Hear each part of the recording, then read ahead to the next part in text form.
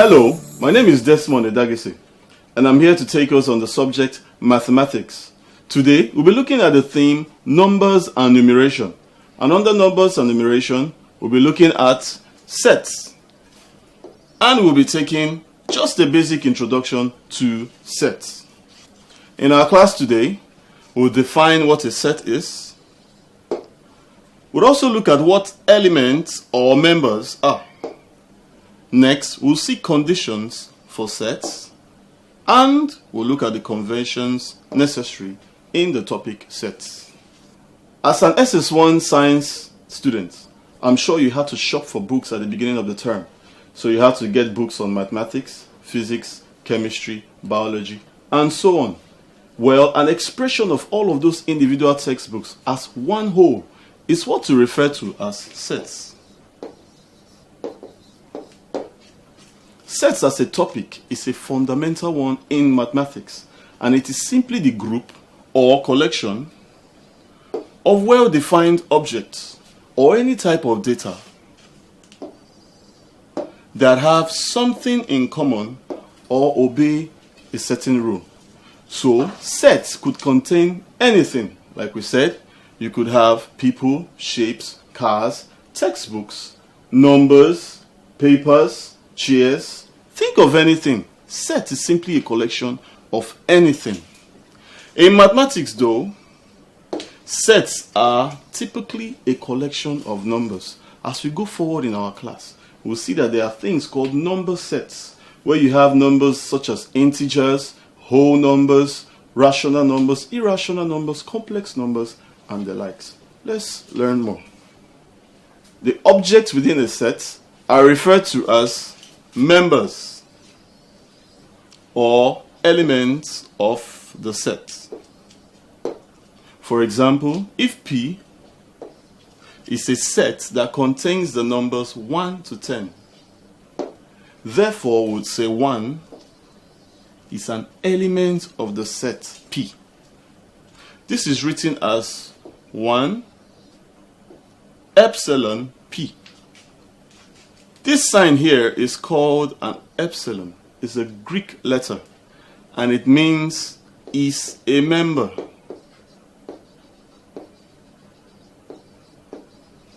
So we say 1 is a member of the set P.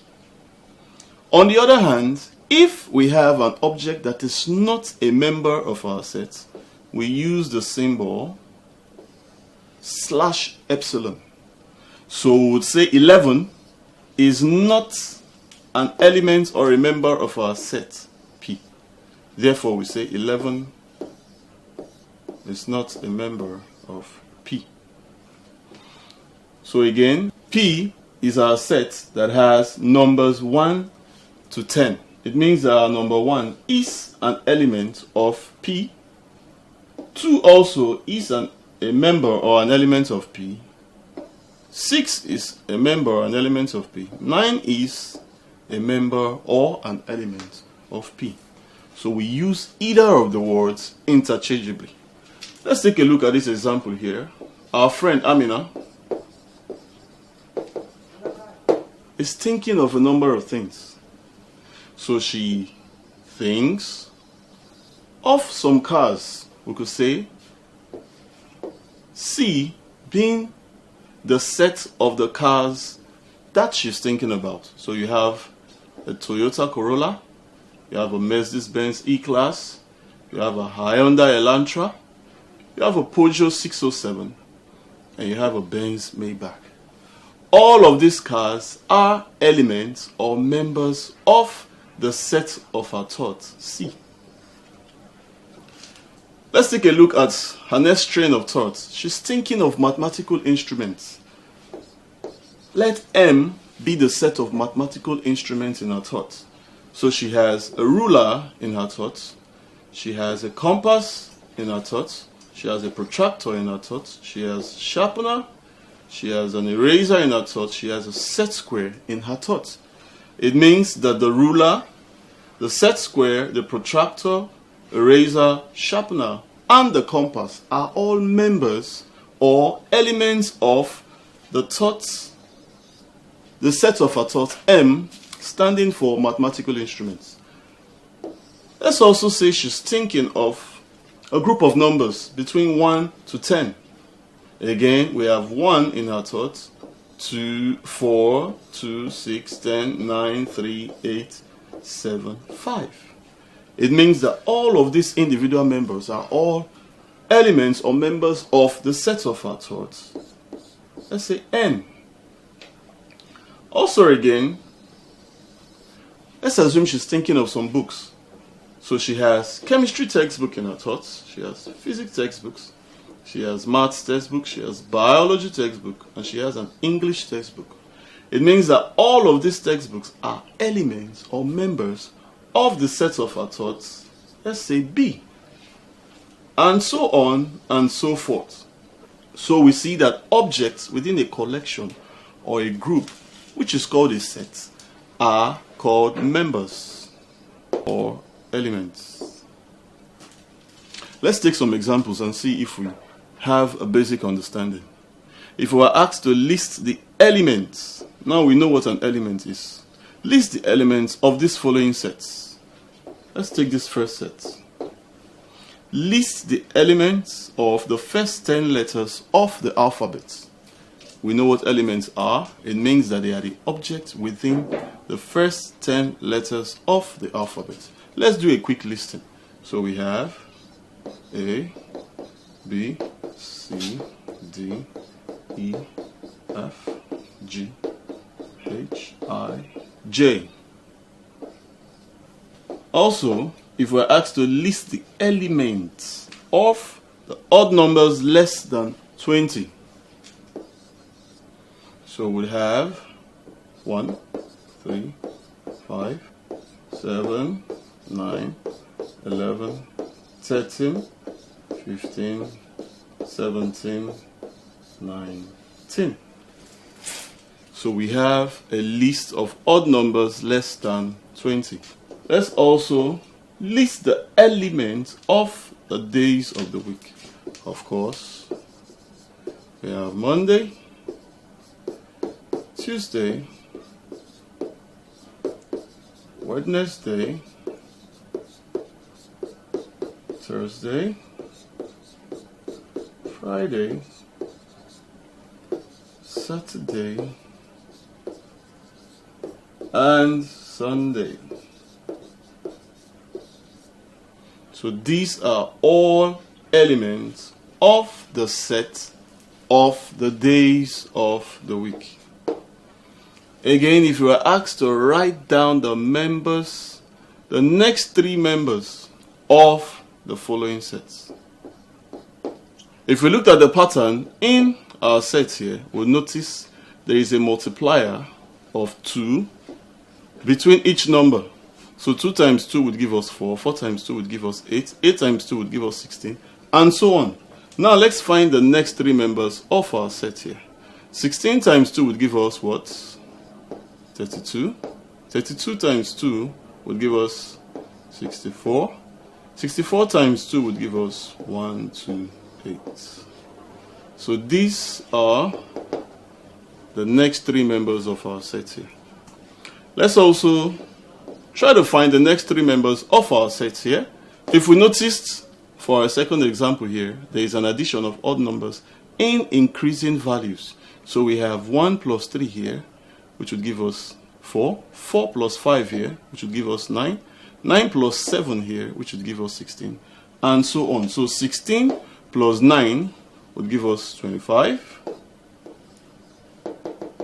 25 and 11 would give us 36. 36 and 13 would give us 49. And these are the next 3 members of our set here. Also, to get the next 3 members of our set here, if we take a look at the pattern, we would see there is an addition of 7 between each number. So we have 7 and 7 to give us 14, 14 and 7 to give us 21, and so forth. So we have 28 and 7, which would give us 30, 35 and 7 would give us 42, and 42 and 7 would give us 49. Next, let's take a look at this example. We've been asked to make each of these statements true by writing epsilon, which means is an element.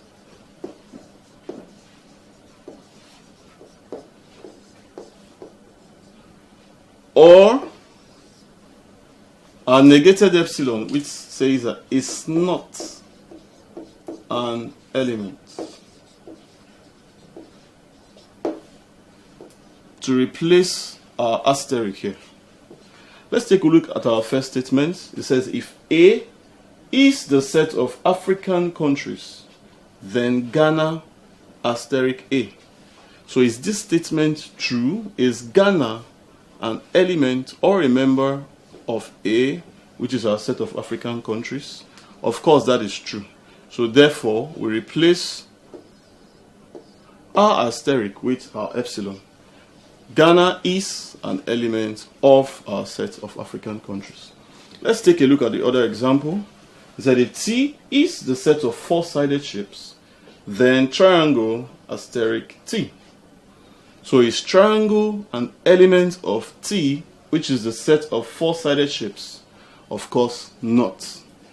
A triangle is a three-sided shape, while T, is a set of four-sided shapes. So the triangle is not.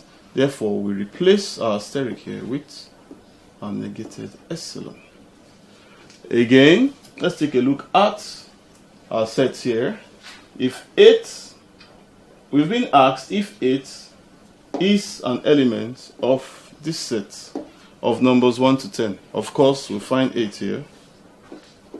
So we say yes, 8 is an element of our sets here. So now we know what an element or what the members of a set are. Let's go on.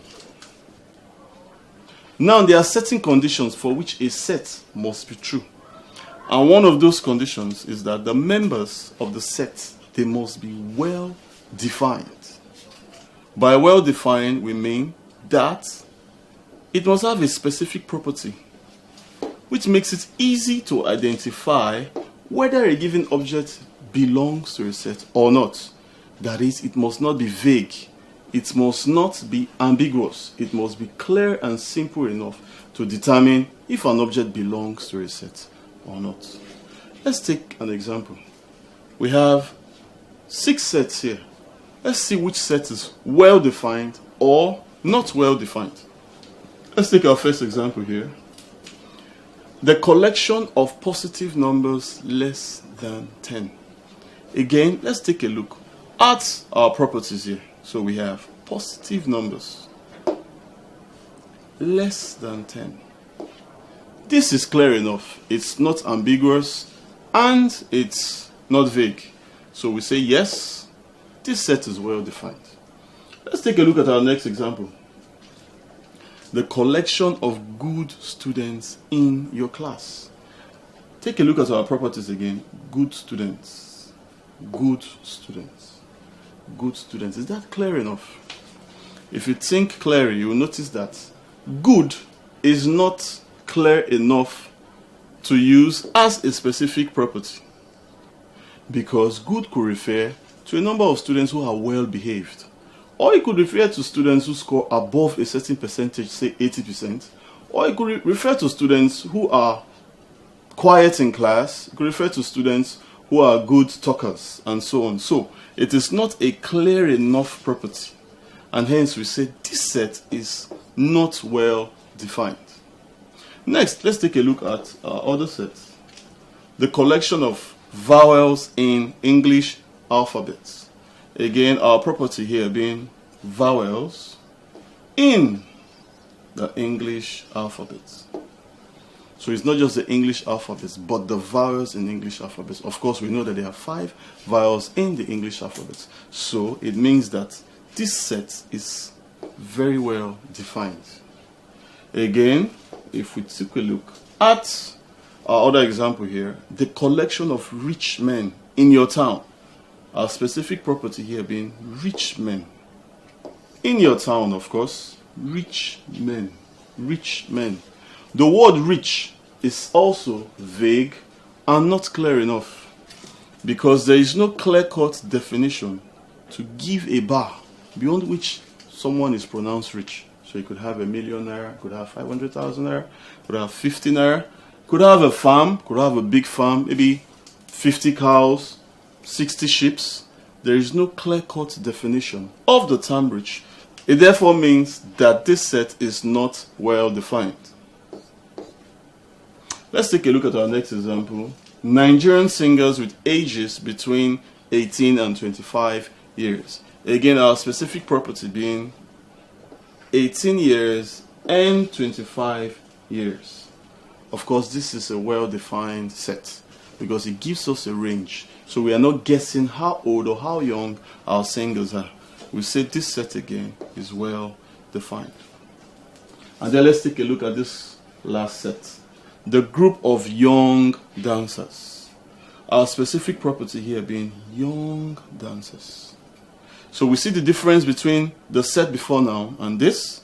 This had an age range, so we could easily determine which dancers could fall into our set here. But our word here, young, is pretty vague.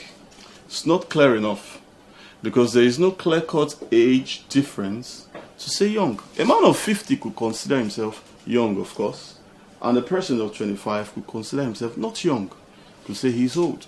So there is no clear-cut definition of our term young. Therefore, this set is what? Not well defined.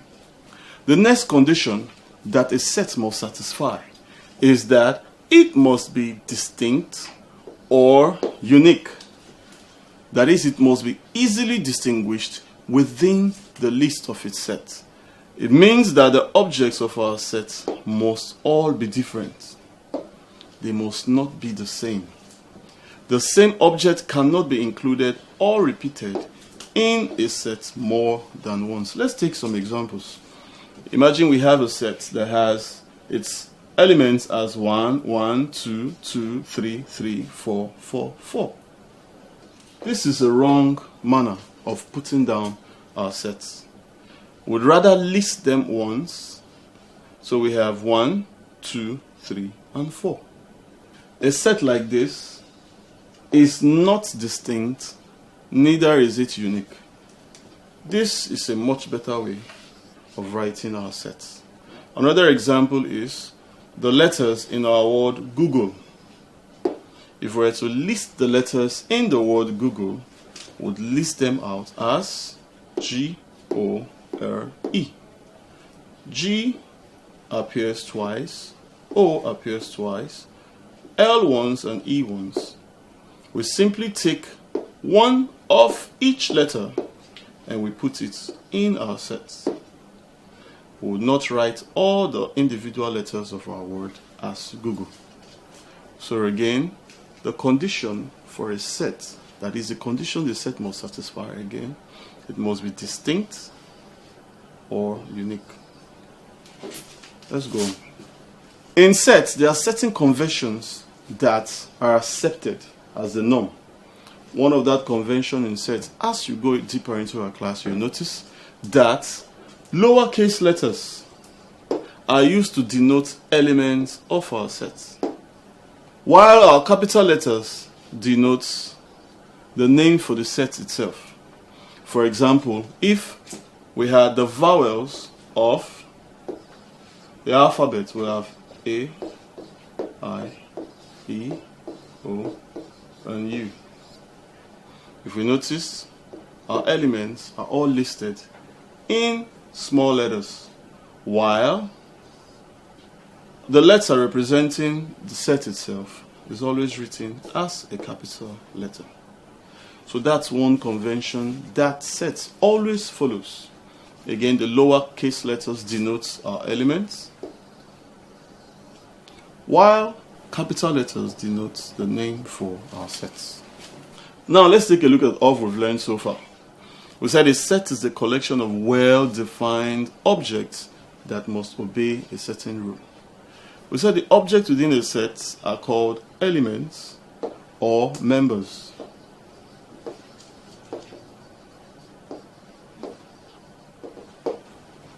We also learned that each member of a set must obey clear rules that govern that set. We also said the member of a set must all be unique, meaning that we cannot have repeated numbers or letters within a set. We said sets are usually denoted with capital letters, while its members are written in lowercase letters. And so we've come to the end of our class. It was a pleasure taking you in our class, and I look forward to seeing you as we learn more on sets. From me is bye for now. Thank you.